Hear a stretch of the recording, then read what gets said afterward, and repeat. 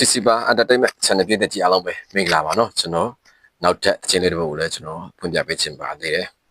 ဒီအန်ကယ်ရဲ့တစ်တော်ကောင်းတော့ကြော်ကြီးလို့ခေါ်တယ်ပေါ့နော်အန်ကယ်ကြော်ကြီးရဲ့ခင်လေးစိတ်နေဆိုတဲ့ချင်းလေးကိုဒီဆိုသွားတာမိုက်တယ်ပေါ့နော်ဆိုတော့အတူတူနားထောင်ကြည့်တာပေါ့နော်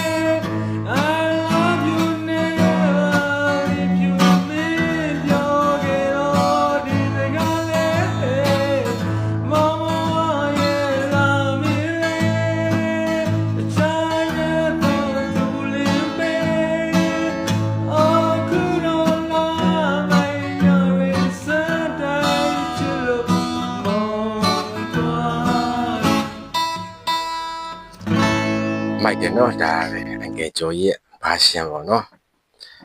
ဒီဝလာဘာရှင်တော့မတူဘူးပေါ့နော်အန်ကယ်ကျော်ရဲ့ဘာရှင်မိုက်တယ်ပေါ့နော်ဒီအော်တဲ့နေရာလေးပဲနည်းနည်းထိန်အောင်နေတယ်တူတယ်ပေါ့နော်ဒီအန်ကယ်တော်မိုက်တယ်သူရဲ့တက်တော်ကောက်မှလည်းဝင်ပြီးတော့အားပေးစေချင်တယ်ပေါ့နော်သူကတောင်းဆိုတဲ့ချင်းမှတများကိုလည်းဒီအန်ကယ်တီးတယ်ကျွန်တော်ခဏခဏဝင်ကြည့်ပြတယ်ပေါ့နော်အဲကြောင့်ဝင်ကြည့်ဖို့ကျွန်တော်လည်းပြပြချင်ပါတယ်အားလုံးပဲချစ်ချင်းမေတ္တာဖြင့်ငြိမ်းချမ်းကြပါစေနော်